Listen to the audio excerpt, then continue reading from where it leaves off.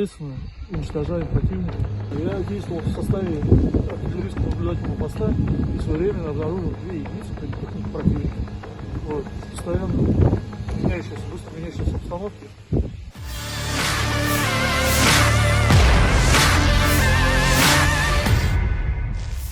Artileri Angkatan Bersenjata Rusia beraksi menggempur kendaraan lapis baja militer Ukraina.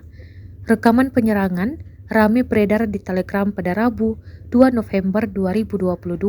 Dalam keterangan unggahan disebutkan artileri pasukan Rusia menghentikan kemajuan militer Ukraina.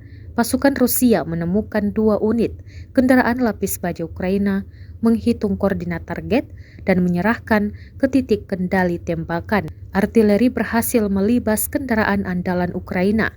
Dampak serangan juga terekam kamera drone.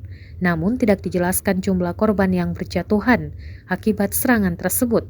Kendati demikian, rekamannya telah menuai berbagai komentar dari warganet. Ракетными войсками и артиллерией. Поражен